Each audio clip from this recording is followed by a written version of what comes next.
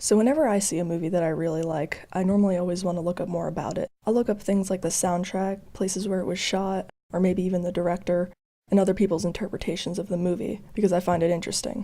However, occasionally I'll come across a movie that I think there's kind of a lack of discussion on, and even though it may have been popular where it was made, or it may have been popular when it came out, or at least slightly popular, I don't see as much discussion or as many interpretations as I feel like should be out there. Media can be interpreted so many different ways, and normally I'm curious to hear what other people have to say, as opposed to what maybe I have to say about it. So that's why when I can't find as much information on a movie that I found really interesting, or really amazing, or just great in certain departments, then I get kind of disappointed that there isn't as much out there on it. And this was definitely the case for a movie called The Return from 2003. The Return is a fantastic film directed by Andrei Zvyagintsev. Impressively, it's also his directorial debut. Combine this with the fact that two of the main characters of the movie are kids, Andrei, acted by Vladimir Garin, and Yvonne, acted by Yvonne de Bronrevel, which can often be acted or directed poorly due to lack of experience, and we have what I think is a truly incredible movie considering circumstances. This movie is also wonderfully shot by Mikhail Krishman, which adds to the atmosphere and tension of the story. The Return was actually nominated for a Golden Globe, and even won the Golden Lion at the Venice Film Festival in 2003, which is why when I was researching it, I was surprised that there wasn't much discussion on it. The movie is a drama thriller, and the main premise is that two brothers, Andrei and Yvonne, have almost no contact with their father their whole lives, until one day he comes back with no explanation. If you haven't watched it, that's probably the amount of context that you should go in with. I would highly recommend this movie to anybody, especially if you like dramas, thrillers, or any non-traditional way of storytelling. However, it's not exactly for the faint of heart, especially considering the ending, which I want to get into in a minute. With all that being said, now I'd like to go into my interpretation of the movie, which will contain spoilers, so please be warned.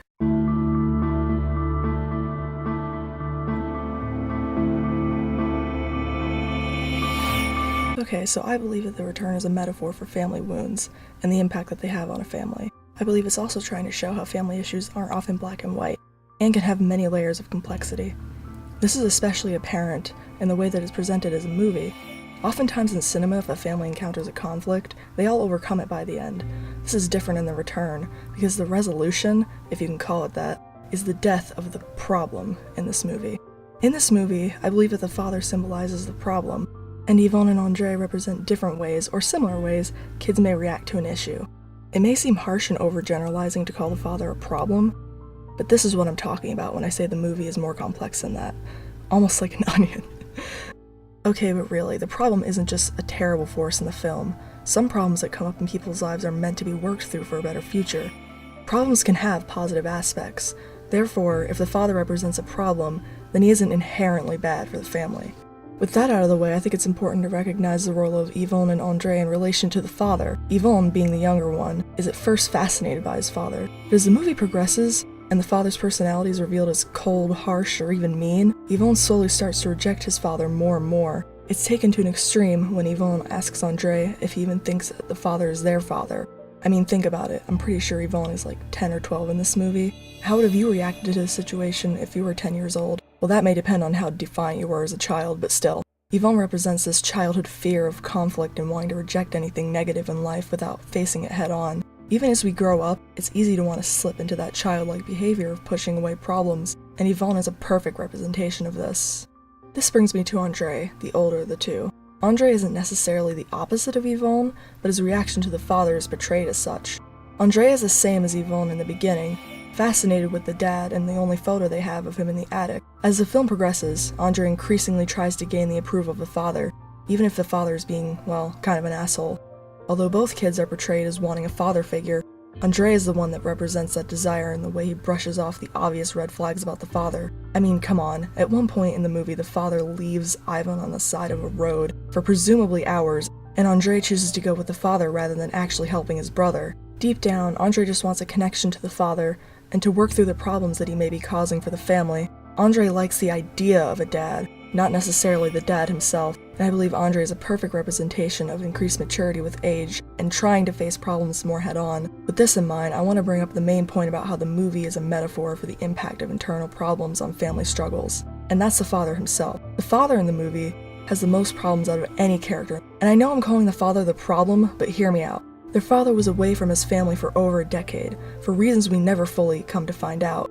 It is implied that the father may be involved in criminal activity, especially in the scene where the kids see him carrying a mysterious bag, that almost looks like a body bag honestly, from a boat, and the whole ordeal with the father taking them to an island specifically to get a strange box, of which we never learn the contents of. If the father was a criminal, he may have been in jail for all those years, or he may have left out of fear of not being able to keep his family safe anymore. If this is true, the father was in a way forced to leave because of a few poor monetary and life decisions in the past. That would be a painful problem for anyone. And now that the father can come back, he's almost in a battle against himself as to whether or not he should come back. In the end, he makes the, in my opinion, selfish decision to go see his family again, even though it's probably not for the best. The dad truly doesn't know how to connect with his kids, so he decides to include them on this trip to obtain the strange box from the island. Now, some may argue here that he really had no reason to bring the kids, and it's a flaw of the film. I would disagree with this, because if the father only wanted the box, he wouldn't have stopped to fish for the kids. He also would have not have even bothered coming back to get Yvonne after leaving him on the bridge, no matter how awful that sounds. I think these things, along with the ending, which I'll get into in a minute, show that behind the cold persona he puts up, the father is just a sad, broken man who has no idea how to face, well, any problems. This is evident as they get onto the island with the box, and the father leaves Yvonne and Andre temporarily to go dig up the box in a cottage deeper on the island. The father has the box and is probably planning to leave soon, until the kids use the boat to go fishing and come back hours later than the father asks them to. Andre is blamed because he had the watch, and the climax of the movie begins as Yvonne and the father, the opposing characters, face their problems head on. Yvonne runs off to a tower on the island and claims he will jump off of it because he can do anything. In my eyes, this is a symbol of Yvonne trying to face his problems, because at the beginning of the movie he refuses to jump off of a tower safely into the water. Meanwhile, the father chases after Yvonne to keep him from jumping off the tower. In trying to save Yvonne, the father ultimately plummets to his death, losing everything. I think this shows that the father is trying to make a last effort at connecting with Yvonne. However, the tragedy in this movie is that neither character ever truly faces the problem. Yvonne was willing to get rid of his life to avoid the problem, disguising it as facing his fears. The father was willing to risk his own life to face his problems, but never has the chance to actually do so. The father loses everything in the end, and the kids will have to live on with this persisting, unsolved problem lingering over their heads. And that is my interpretation of The Return. I think it puts a stress on family issues, can even be extended to general problems we all face. Perhaps we act like Yvonne, violently resisting the problem to avoid change. Sometimes we may act like Andre, trying to face our issues calmly but focus too heavily on them, resulting in neglecting the stable things in life. Or some may even relate to the father, having made a lot of mistakes already and feeling as though they never truly did face their problems closer to the end of their life. And if we generalize it like that, well, it becomes even more painful to think about, and that is why I love this movie, and I think it deserves more people interpreting it. Alright, so, to sum up, I love The Return, and I hope that anybody who watches this will find a movie that they'll love as well, because I definitely think it's somewhat underrated and maybe more unknown than it should be. That may just be me, though. So if you're still here for some reason, thank you for tuning in. Goodbye. This movie is also wonderfully shot by... Oh my god, another fucking name I don't know how to pronounce. Until one day he comes back with... He comes back.